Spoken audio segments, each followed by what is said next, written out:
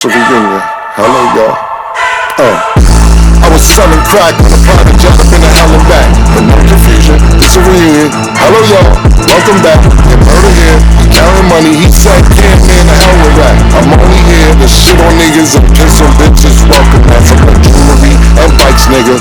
Black Benzes and white figures. Now I'm out here and I'm looking for more chandeliers and light fixtures. I don't like niggas, what's wrong with me? I'm a hype nigga, but this 44 turn to Michael Jordan, not let the same take flight, nigga. Welcome back to It Is What It Is. This episode is sponsored by Underdog. The app is an easy way to make some cash just by making picks on your favorite players. Underdog is available in more than 30 states, including California, Texas, and Missouri, just to name a few. Make sure to support the show by hitting the link in the bio and downloading the Underdog app. Use code Mase, Kim, or STAT to get up to $1,000 in bonus credits with your first deposit and a free pick. I'm Treasure Wilson, aka Stat Baby, along with your hosts Mase and Kim, and today we are joined with our analyst Maurice Clarett. Mo, what's good? Killer, what's going on? Y'all, how y'all doing, man? Good, man. Splendid. We ain't gonna skip over that, Mase, are we? The UCONN championship. Yeah. Yeah. Oh, yeah, it's back in Title Town. That's my Title Town. You're not from the ladies' part of that Title Town. That's my part of Title Town.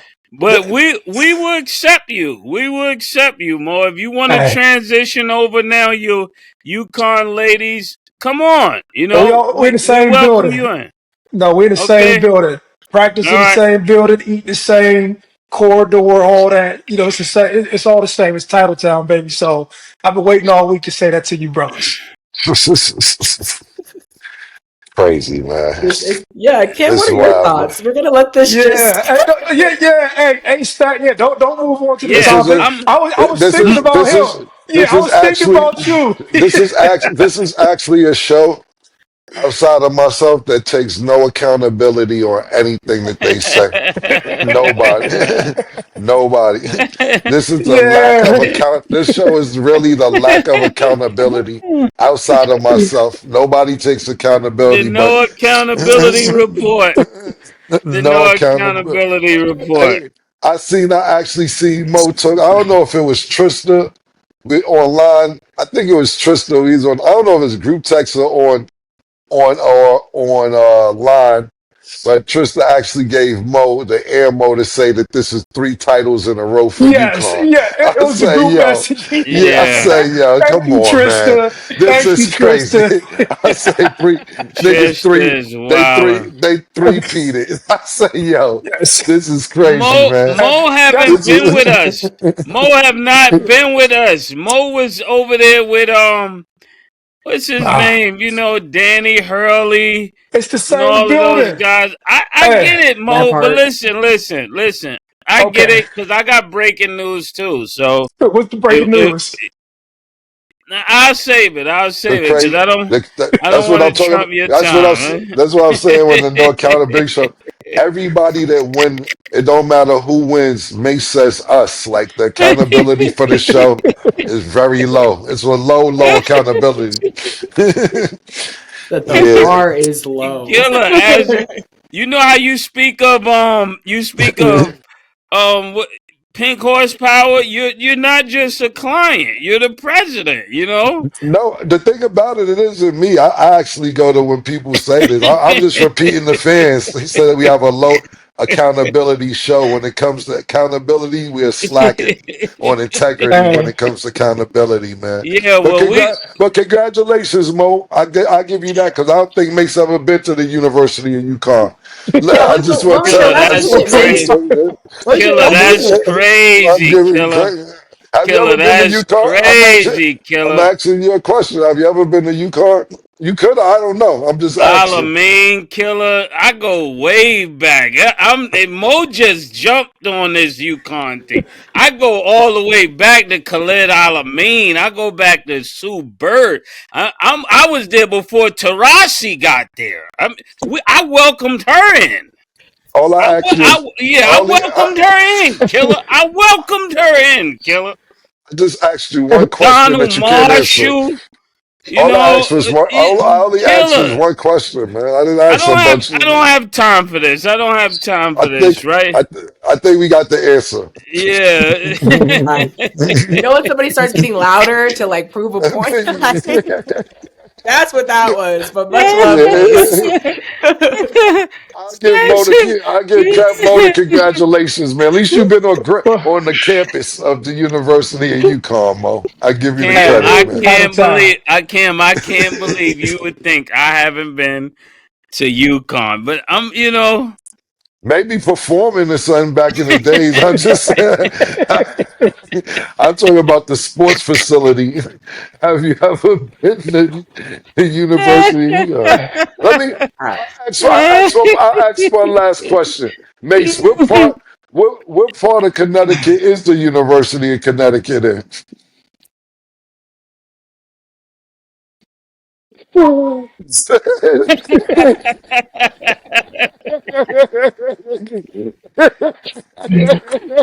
Uh-uh. Uh-uh.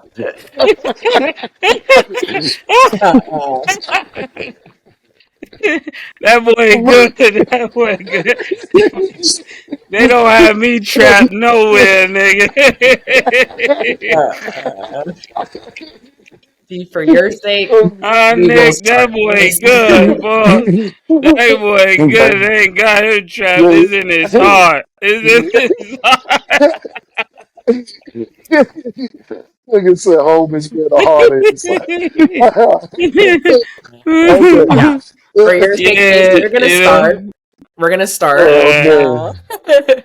So it was reported players on the Nuggets actually started feeling some type of way towards Mike Malone because of special treatment given to Russell Westbrook. According to a piece by The Athletic, they said all the while Malone's choice to continue supporting Westbrook despite the frustration he was causing on and off the floor led to a loss of credibility among the team's key players. It was one thing when Malone handled Jokic and Murray with more leniency than the rest of their group, but affording Westbrook that sort of treatment, even with his Hall of Fame credentials, wasn't received well by some. So, Maurice, how much of an issue could you really see this being, or do you kind of feel like it's bluff? Where do you kind of stand on this point? oh, well, it's had to be that issue between him and the head coach had to be going on for a while.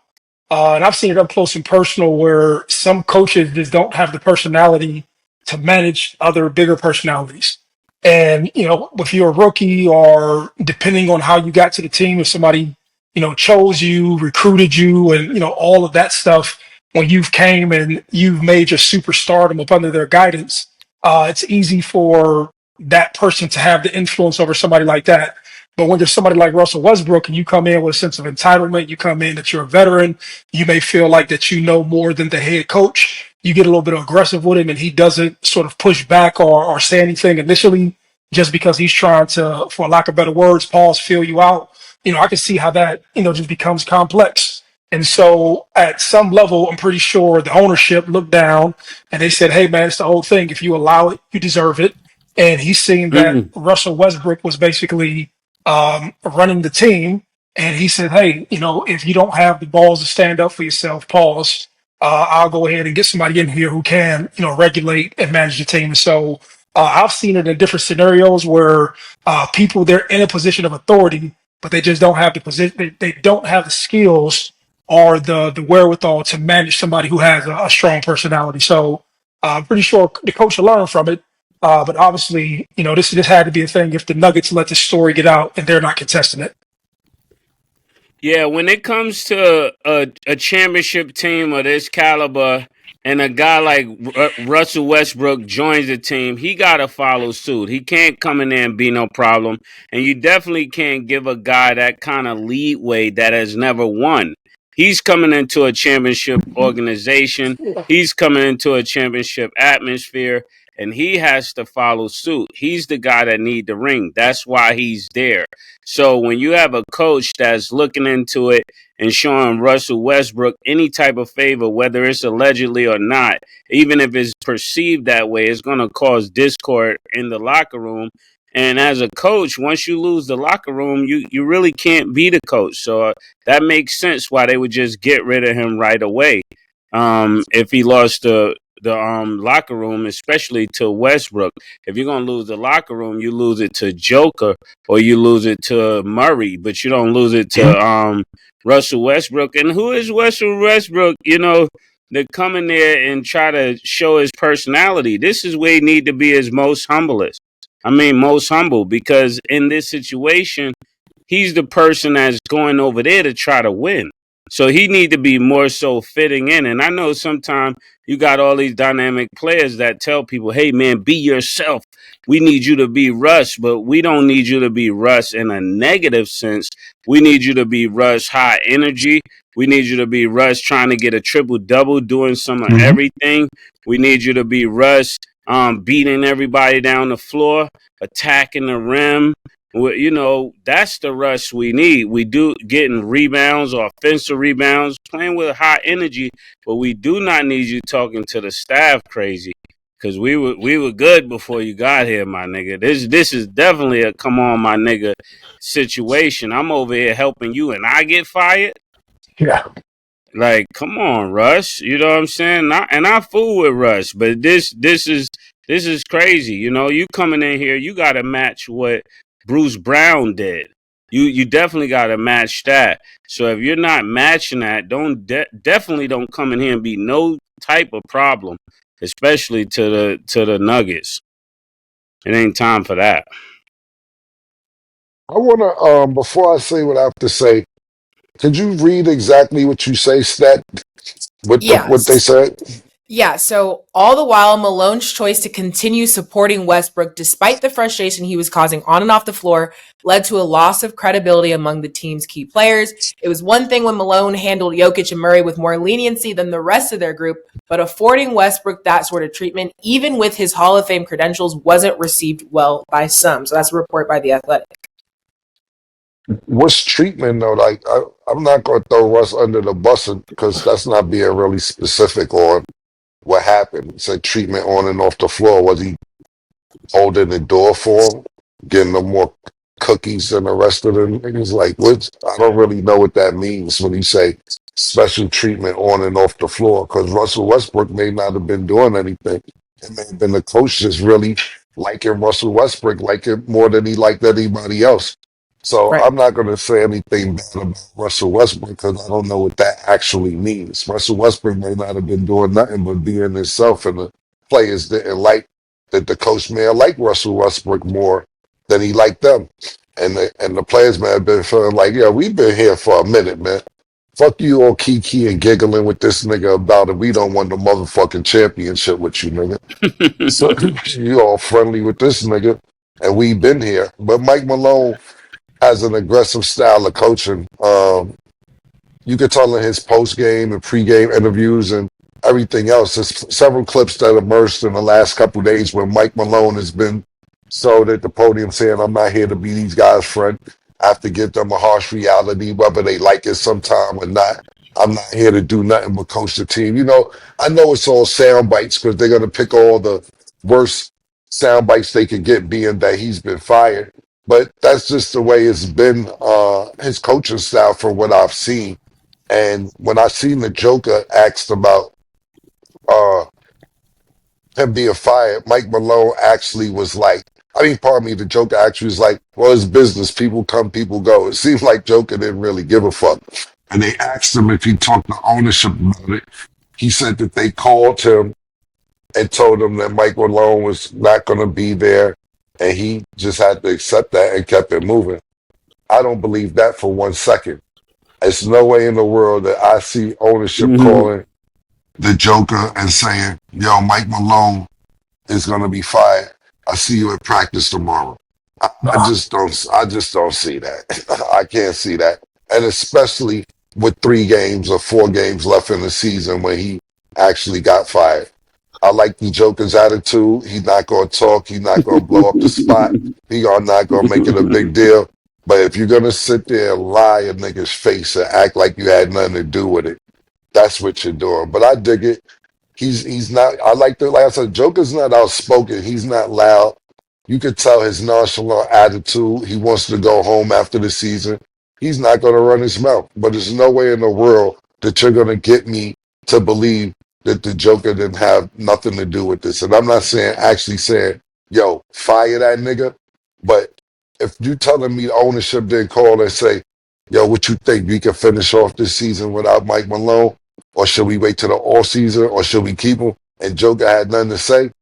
I don't buy it. I don't believe it. But as far as the way they treated the Russell Westbrook treatment from what the Athletic reported, I can absolutely see other players that's been there for a long time having an attitude because you're treating somebody better that just got there that haven't won for you or haven't. And like I said, I fuck with Westbrook too, but hasn't had championship experience yet as far as winning a championship. I should say because he's been to a championship. Yeah. And then to kind of further that, Mase, is that something that you could see like other players kind of feeling frustrated with Russ's addition to the team? And then just in general, do you like, the way that he's been playing for the Nuggets from what we've seen in the season so far? I think they weren't. I think this is a new frustration that started building up as you start losing games. When he first got there, everybody was excited. I remember Jokic even said, how excited he was for Russ to join them. But when what it takes for a person to keep you around sometimes is more than what you're producing. And then that's when it becomes a problem. Well, as long as we're winning, it's all good that you're however you are. When people start losing, they start saying, now this is unbearable because now we're losing. And I think that's the sum total of it. I don't have to really know all the specifics. We know that Russell Westbrook has a big personality. And when your personality is that big, you have to be delivering. You got to be delivering points, steals, something that equates to all of the personality that comes with you, and that's just real. Just knowing there's a lot of people with big personalities in the NBA, and he's one of them. Even when they got memes of his face like this, like, who are you talking to? Like, it's already out there. The perception is already out there. So the best thing he could do, whether it's true or false, is ball out. Okay. And then moving along, so Shaq has had a lot of interviews lately, and we know he's going to be very blunt and say how he feels. Some of the quotes earlier in the season, he was talking about the Pistons just being boring. They're not as fun to watch. Even in an interview, one of his friends referred to Luka as basically fat Luka, and so he kind of ran with that narrative when describing some things that he was doing. Some people, of course, when they hear certain words, they see it as him hating on the new hotness.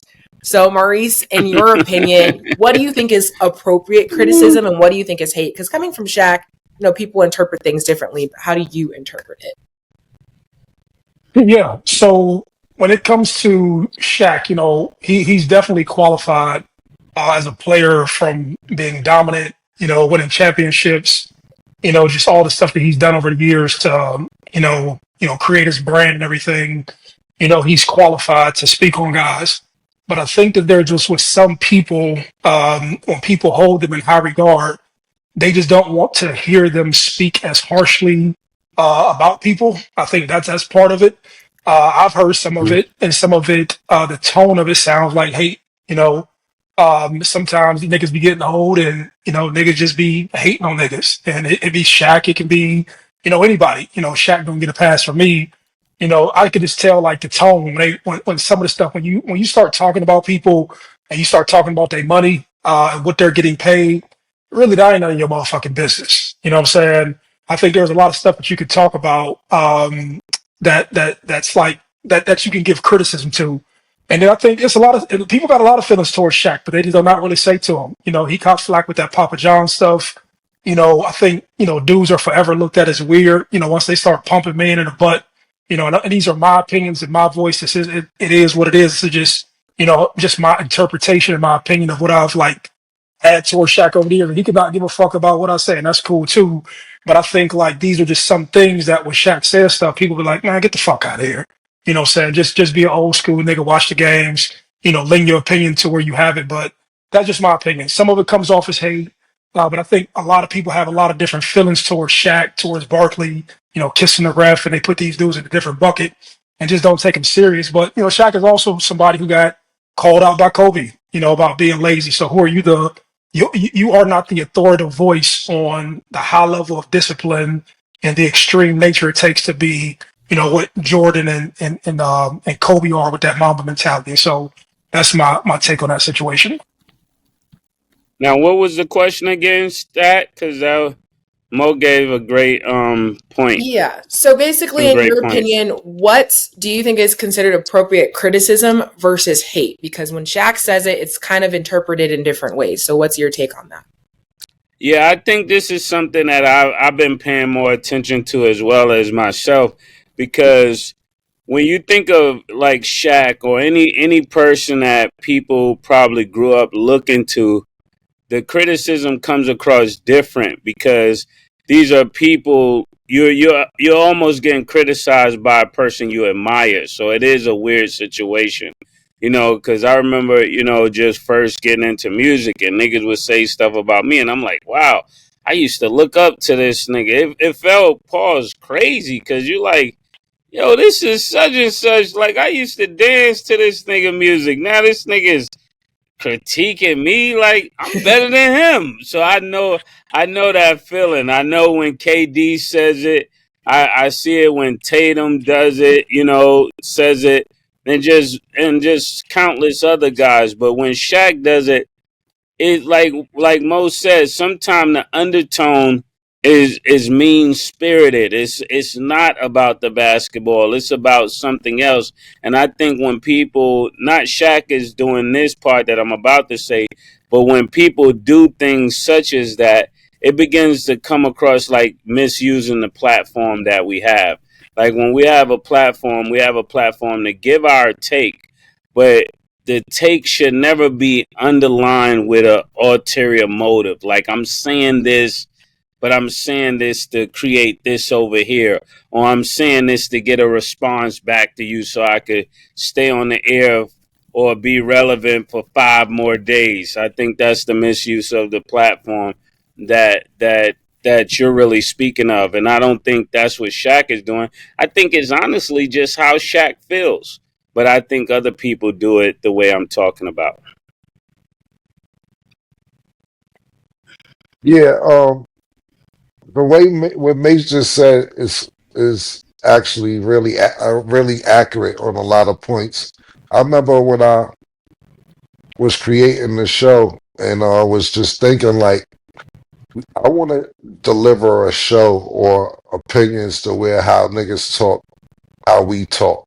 Not to, before I get to Shaq, because I like what Mace just said. And I remember talking to when I was on All the Smoke. Shout out to All the Smoke. And I was talking to Steven Jackson, and we was talking about this same topic that we're talking about now. And Steven Jackson said, the thing about it, Cam, is that when it comes from people like us, it means more.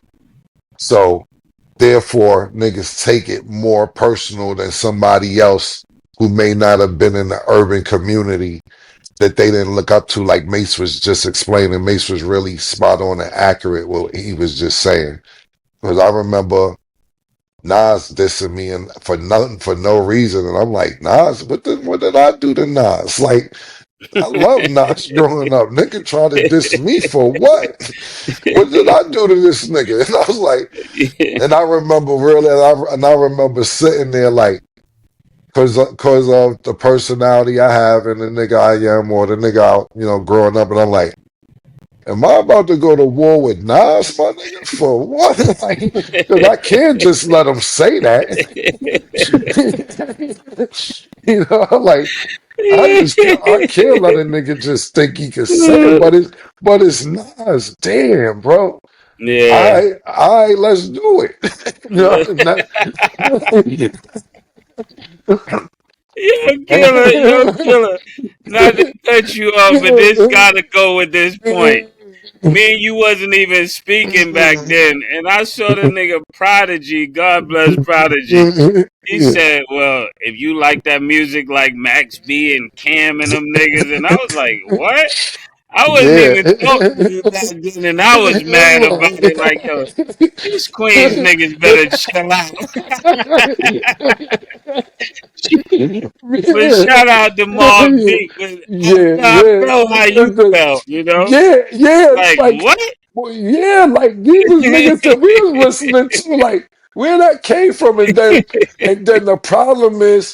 the problem is when you do it to niggas with that type of personality, pause, you going you going to run into a problem that, and I'm not Yeah, saying, it's for the fans to decide, you know what I'm saying, but like Mase just said, when niggas just sit there and say something about you, because you know what happened to the point that Mase is talking about with God Bless That Prodigy. I'm a big Prodigy fan, and he says shit like that. Prodigy actually said I stole Pink from him. I was yeah. like, oh, okay. I know Prodigy from the projects with the Hennessy shirt. Yeah, And with the camo on. yeah, with the bandana. So I was like, Yeah, I ain't know P was wearing pink. And I said, it's no diss to pink. And then when you go to ask somebody like Max B in that situation, he wild disrespectful. He like, ain't the nigga. I don't want to say what Max B yeah. said because Max B is rude, but Prodigy's not here, and I'm a big Prodigy fan. But yeah, to Mace's point, you like, Drake had that line, when your idols become your rivals. Yeah. It's kind of crazy. So back to Shaq. Shaq is harsher than most. You know what I'm saying? It's Hmm. really, really hard for us to impress Shaq. Dwight Howard tried to show love and put on the Superman cape, and shot and just went left for it's been left forever since he Yeah. put on the Superman cape. Fake ass Superman. Fuck is this nigga right here thinking he me? This JaVale McGee, to the point Yeah. where JaVale McGee mother hit Shaq like, yo, leave my son alone, B. What's wrong with you?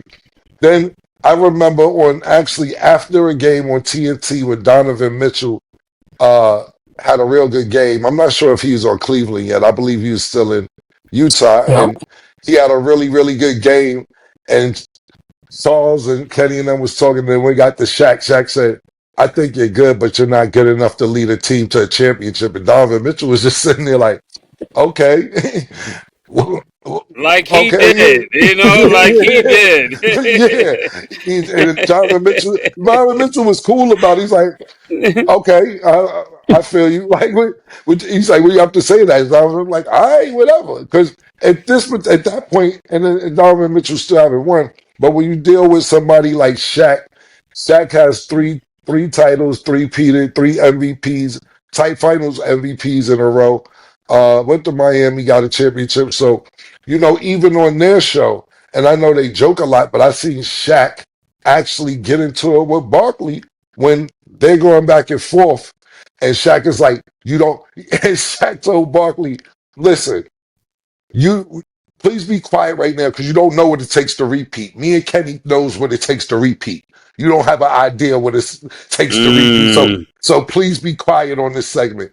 And then Barkley would jump in like, yeah, because Kobe was carrying your ass. If Kobe wasn't carrying, you wouldn't have won none. And thank Dwayne Wade for the other one you got. And he's like, so it isn't just players now. Shaq are trying this players that haven't played before as well. So the one Hmm. thing you can say about Shaq is that he's consistent. I can say that. Yeah. It isn't like he's just picking on anybody randomly. He's very consistent on how he feels about players that's underachieving in his brain. Yeah, and I can concur with that. Shaq is very consistent. It's not like he picks little niggas and then switch it up when it's taller niggas. He keep the same energy with everybody. Yeah.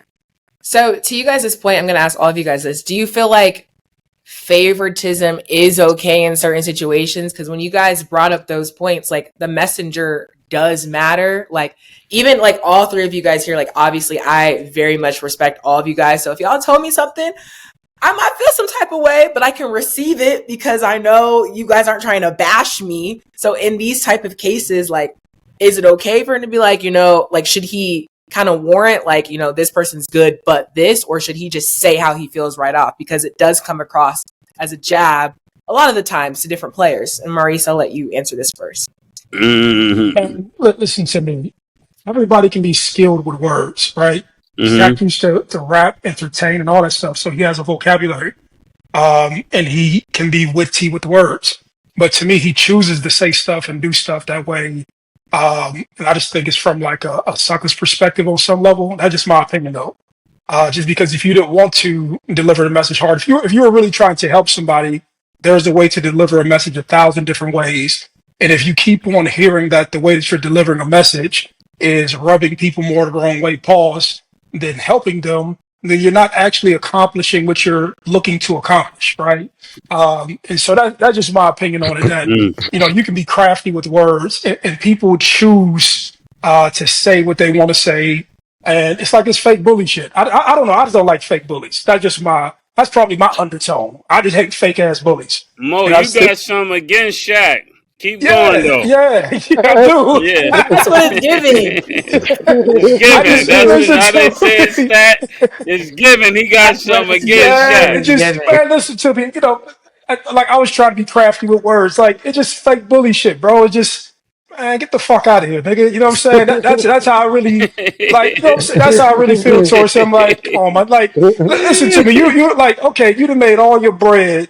You done made all your money. Like, you supposed to be at a different place in life. I just hate when niggas be like, as black people, you graduate in life, you make all your money. You supposed to be going further down the road. You know what I'm saying? Like, coming off like nigga, you can't be tough and you worth $1 billion damn near, my nigga. Like, and talking to niggas crazy. I just hate them. Like, that should be corny to me. That's how I really feel. Like that should be. Mo, I love you on this show. We're gonna get you more security. I like the way you're talking though. We definitely gonna get you some more security. Hey, man. It's all good. I'm for it. I'm supporting it. Hey yo, Mo. I really think niggas don't know who you are. I don't think Mo needs security. I'll be honest with you. I don't think niggas know. I don't think niggas know who Mo connected to. Mo connected on the West Coast, everything. I'm talking about Mo got cartel connect. Mo is cholos and all that, man. Sonny, they don't know Mo. Mo, you don't know no cartel. You don't know no cartel, Mo. Listen, Mo.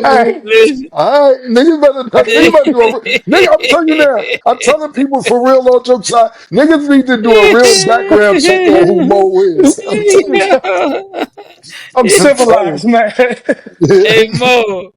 Nah, but for real, and listening to you, Mo, I learned something today. You know, I learned that and Killer. I'm just saying this from listening to Mo. Right. I recognize that as younger talent, you hear the older people differently. Like when they're critiquing you, you don't even hear them right. You know, like when they're critiquing you, you like, oh, this nigga is trying to play me. It almost makes you black out because you have such high regard for these people. You don't know where to go with the information because it doesn't come across like they're trying to help you. So it makes people go overboard with what they say. It's almost like I'm gonna use us for an example. Like when we were talking about Shakur, right? Like he didn't hear it right. He heard it the way a young nigga is gonna hear it. Like, and I'm glad we having this conversation because you basically heard it like, yo, what nigga? And it make you go there. Cause you can't go nowhere else. You can't say like these niggas is poor or whatever. So it makes you like black out. So as older talent, we gotta not older talent, but just more seasoned, more mature talent. We have to watch the way we deliver the message for real. But to that, I'll add it does take to the table. Hold on. Y'all can't keep switching topics and skipping me. Like that should be crazy when niggas do that, yo. Like for real, that should be crazy. Anyway, the actual question before you go into the next question, Stat, was exactly what.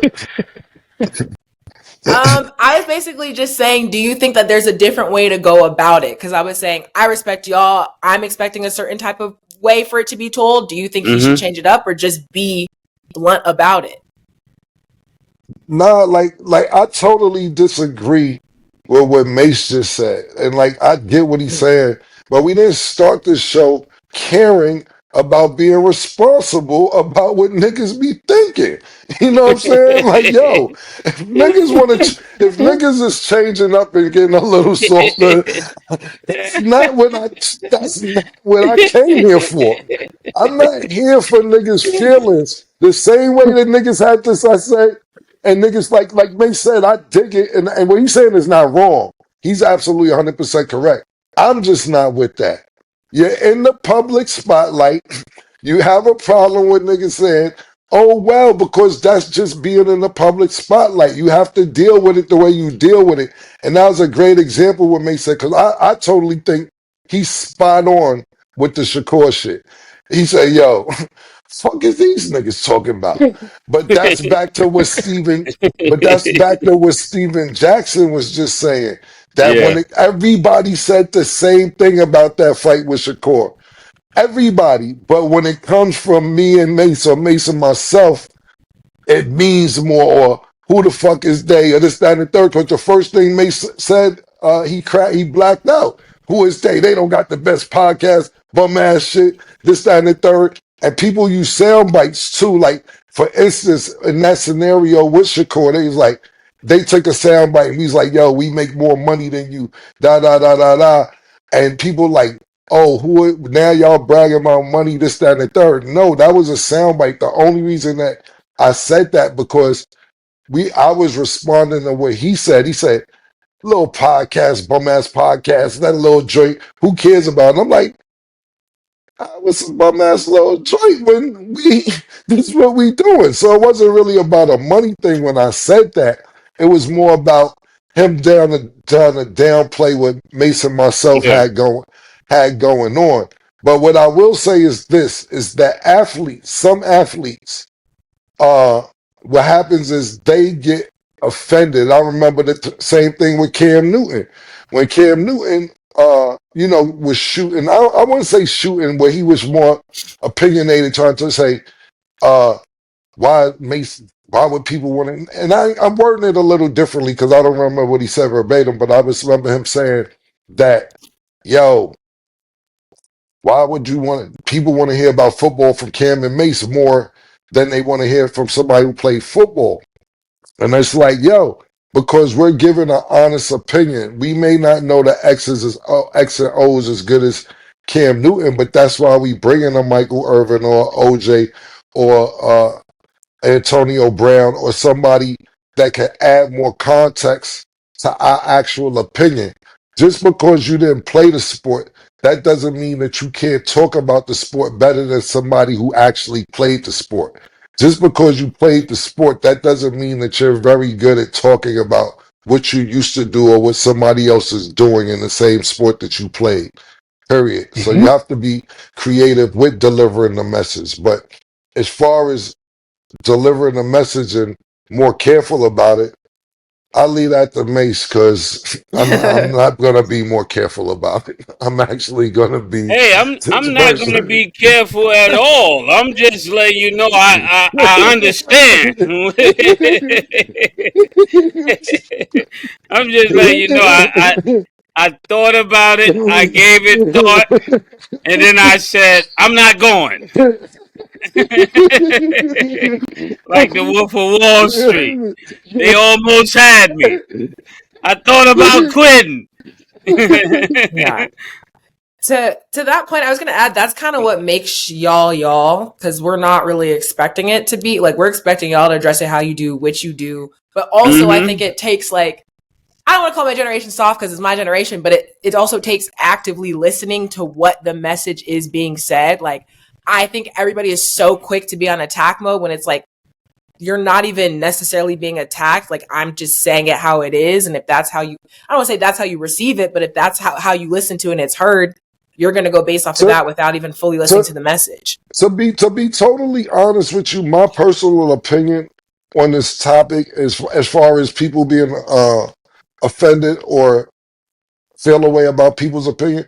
I'm being honest. To me, Murder and Myself is actually PG-13. I'm being honest with you because why would Jalen Brown talk about let one of these parlay niggas run down me? Imagine what these Yeah. niggas DMs is like. Yeah. Imagine what niggas is saying to them when they walking into an arena. Yo, nigga, you fucked my ticket up last yelling at these niggas. The fuck is wrong with y'all niggas? Imagine the Yeah, DMs. Yo, the DMs they niggas probably get is crazy because I know send DMs everybody from Jalen Brunson to Adam Silver to Patrick Mahomes. You know what I'm saying? Imagine what they dealing with. So honestly, I think we're not even as harsh as the people yeah. that you actually have to deal with day to day when you fucking they bet up, when you fucking up an argument that they thought that was good. So I don't even think we're as bad as the average person on the street. And that's all I was saying, that we really it's always our opinion, but we translating on how niggas feel anyway. We might need to let the niggas we grew up with do a Yeah, day on here. that's a fact. For real though.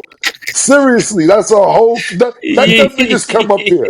The niggas, yo, Phil, let them niggas come in. They would go crazy, nigga. Yeah. Okay. Could TJ Watt be on the move? We will discuss after the break. She called this thing about toxic. 4 years and counting. Got you feeling like an option.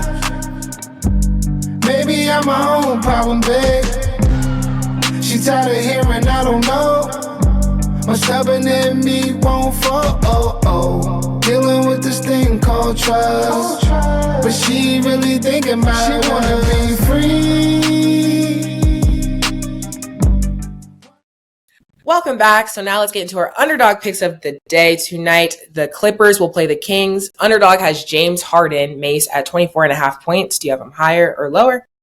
I'm going higher. James Harden, he's going to have more than 24 against the Kings, especially with Levine coming his way. Pause. He's going to definitely have to have more. Okay, Cam. Yeah, I'm gonna go higher. Like I said, all these games count down to the wire. And the Clippers are looking really, really good. Sacramento's fighting for the seeding and the play-in. This is going to be a really important game for both teams. I'm going to actually go higher and say that the Clippers are going to win this game, not just James Harden having higher. Cam been clicking. It been clicking, man. Underdog been hitting me too, man. I know this is why y'all paid me, Nick. Not Nick talking about Underdog, Nick. This is how you paid us. I understand, man. I dig it, man. So we're going to go higher.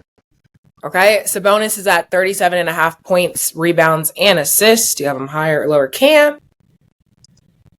This is going to be a good one, man. This is good. I'm going to go lower. I think it's going to be a DeRozan, Zach LaVine game. Yeah, I was about to say the same. He definitely going to be lower than that. Okay, and Zach LaVine's at 30.5 points, rebounds, and assists. Do you have him higher or lower, Mase? I'm going higher. Yeah, I'm gonna have to agree with Mase. I think it's going to be high. It's going to be an explosive game. Yeah. Okay. Make sure y'all download the Underdog app and you guys can make your picks too. So TJ Watt posted a picture on Instagram in his Steelers jersey, putting up the peace sign with no caption. Of course, this has people questioning what the hell is going on. So he's entering the final season of a 4-year, $112 million deal, and he's due a base salary of $21.05 million for the 2025 season. With that being said, Maurice, what do you see happening? What do you think was the point of that post? 2 words. Myles Garrett. That's where that comes from. When you see your rival, somebody who didn't put up similar stats, and you see this nigga making $40 million, and y'all got the same stats, nigga, 20 to 40 is a long way away. a lot, a lot of distance, right? And so you start to say to yourself, like, nigga, y'all done raise the salary cap. And so I'm pretty sure, we've learned how to threaten niggas in a lot of different ways in the social media era. And so he just put the speculation in the water. And he's like, hey, shit, if you get some of these other teams rumbling about taking me, I know what the market's calling for. And 20 million is 20 million. Nobody's that loyal to one team to miss out on 20 million that they should be making when their stats in that same division are within the same ballpark. And I don't know them all, but I know anytime you see his brother TJ Watt, he's always advocating at who's the best defensive player in that division. He's always comparatively putting stats up. So I think it was just a genius press move, and he's pressing them just through social media. Yeah, I think he's silently extorting them, saying, you know what, this guy got 20. I mean, this guy got 40, I got 20. That's double the salary, so definitely he got to look at his agent. He definitely got to look at his team, because sometimes people get mad at the organization. I remember Killer was having this conversation before, and niggas got to look at the agent and the people doing their deals. You can't really get mad at him getting 40. You got to get your agent to get you 45, Go in there and say and begin to speak on your behalf and to share your strong suits, your upside, what you've done for this organization and what you can continue to do. That's going to be an organization favor. And I think that would have been better than, just throwing up the peace side, going to speak with the owner and let him know, hey, I really want to stay as a Pittsburgh Steeler, but I really need that 45. I need 45 keeps me here. No need to bring bad press. I want to be very mature about it and very, very business-like.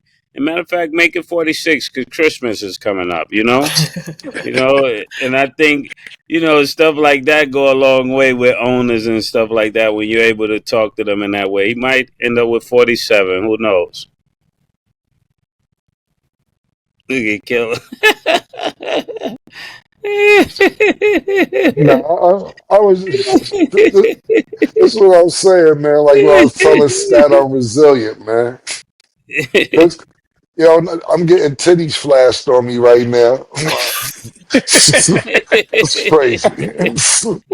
Yeah, niggas don't want me to do my job, man. I'm focused though.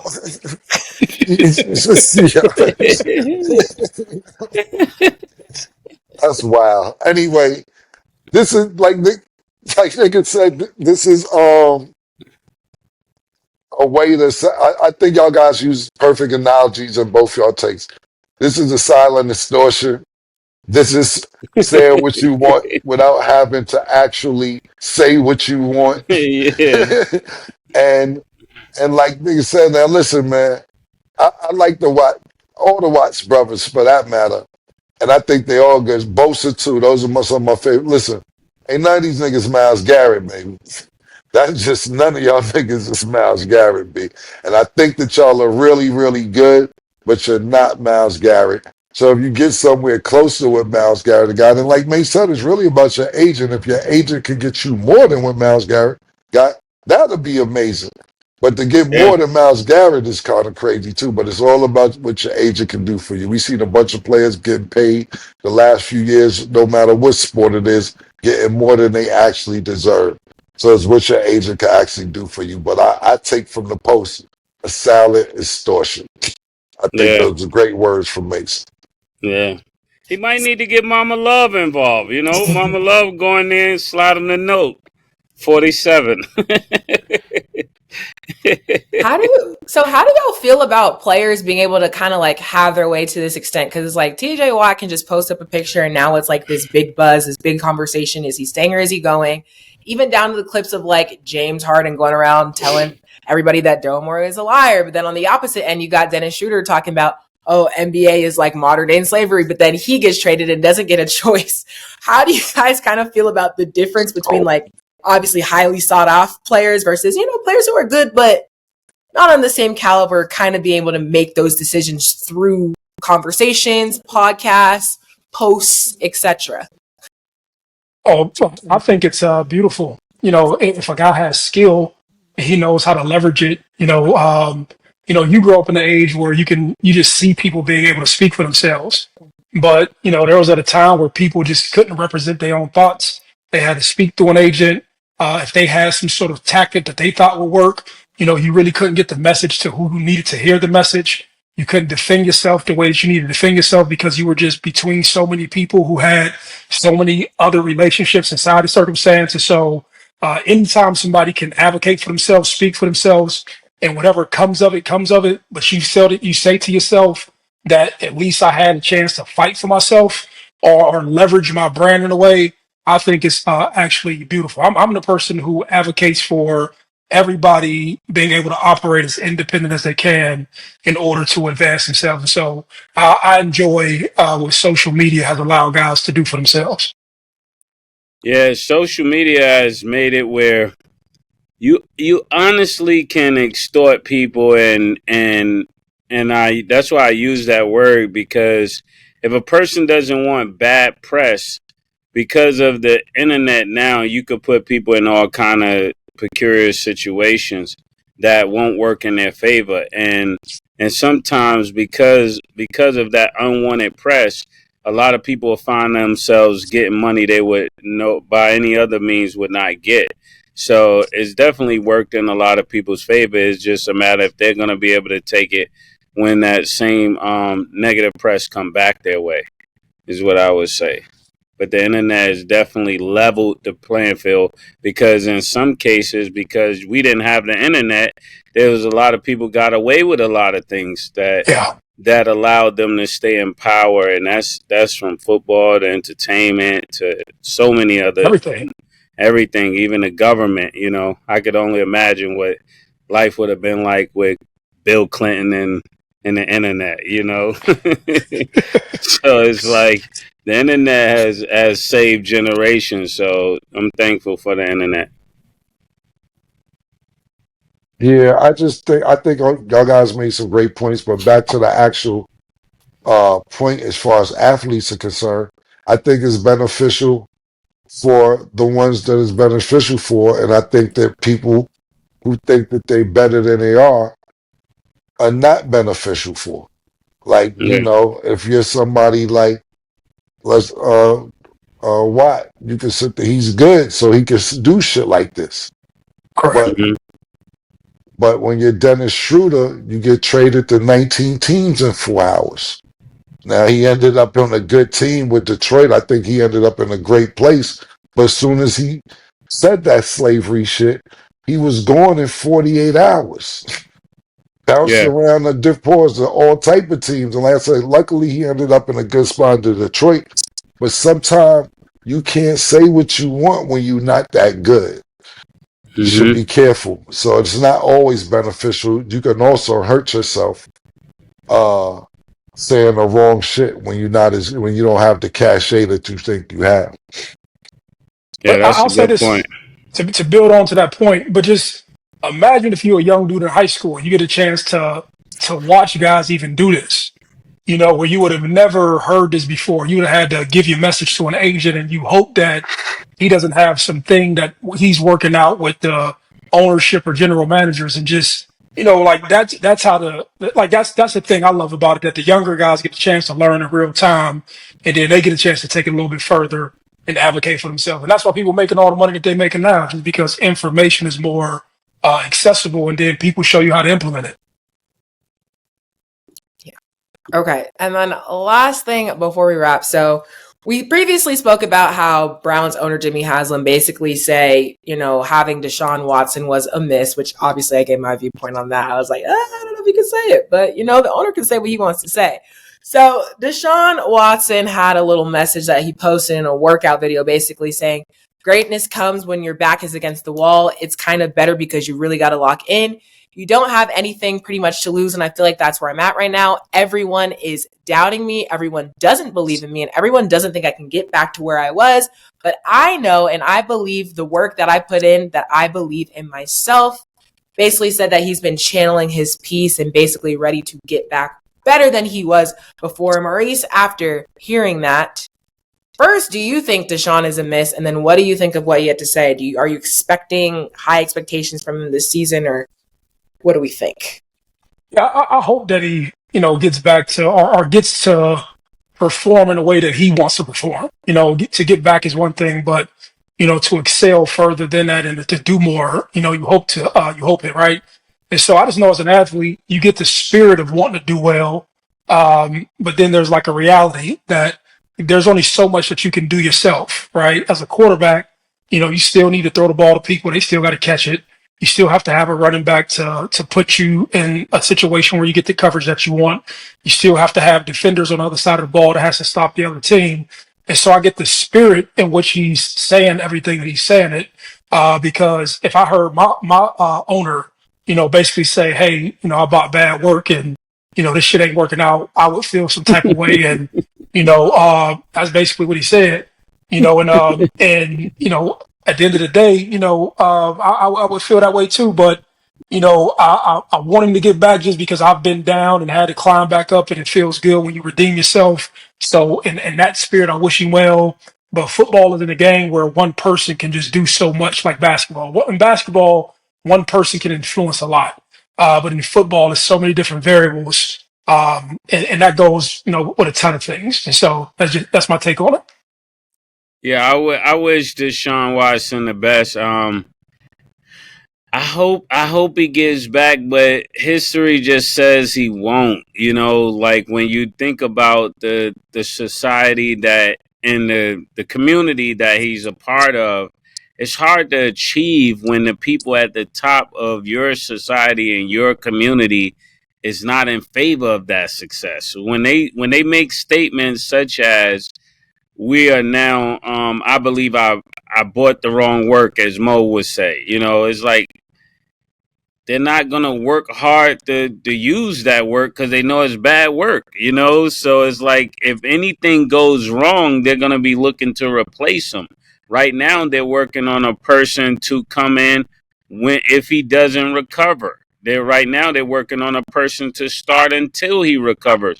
So they're definitely not working with him in mind for the future. So Correct. he has to be better than the best he think he has to be.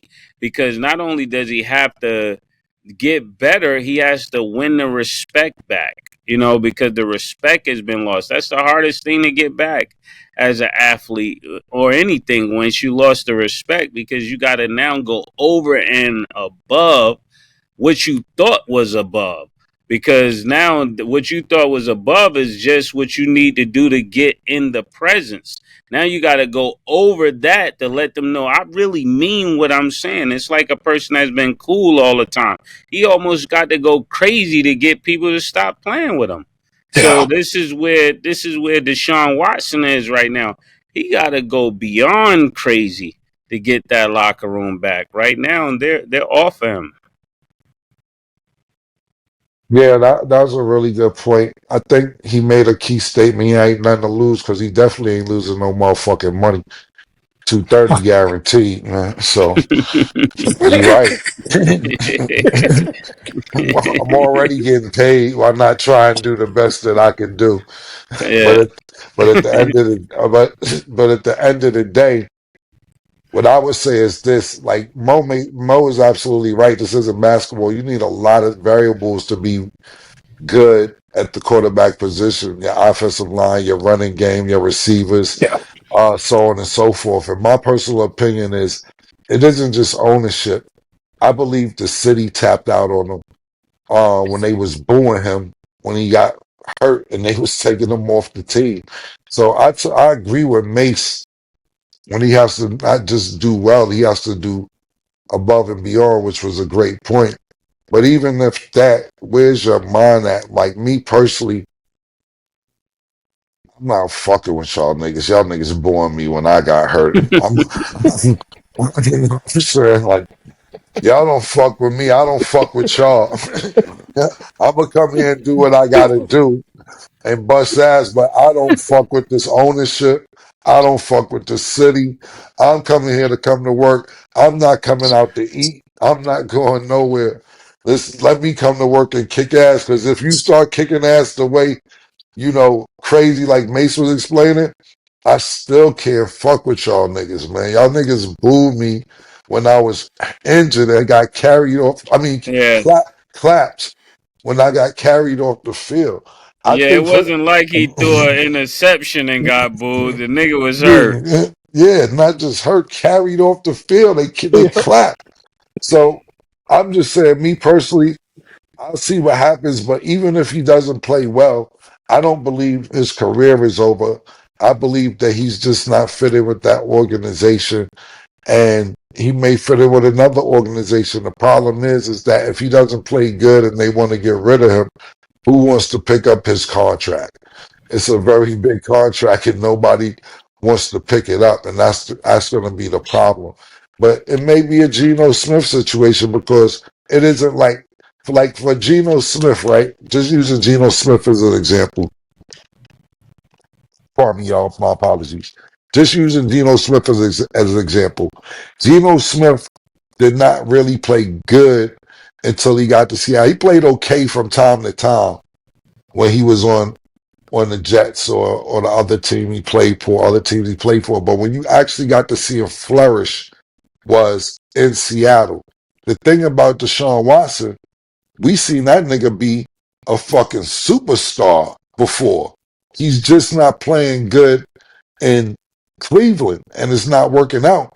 But like with Geno Smith, he got a better backtrack record than Geno Smith. His last season, like I think I said on the show, I don't know if I said on the show, I was talking to one of my niggas. He led the league in scoring his last full season in Houston. Not scoring in yards. His last year with Houston, more than Patrick Mahomes. So we ain't see a nigga do that before, and we know he has capability to do it. It just may not be working in Cleveland, and he may go to another team and get back to what he was once. Yeah. Hopefully they figure it out, because it's been a real interesting year for him, years at that, for him as a whole. But that is all the time that we have for today. Maurice, it was a pleasure to have you as always. UCONN. Mo, welcome back to Title Town, Mo. Welcome back. This is crazy. This is when you need to bring the shirts back, because I don't know what you can make out of that, but I need something. Yeah, we working. We getting it all together. Yeah, we got some things going on. We see it. Mo got Marvel in the background. I picked it out. See, here we go. Here we go. Here we go. And as always, it is what it is.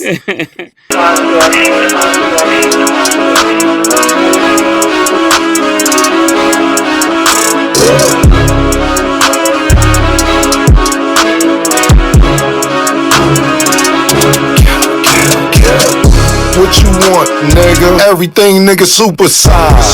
Super next. Like when they doing them 2 for $5.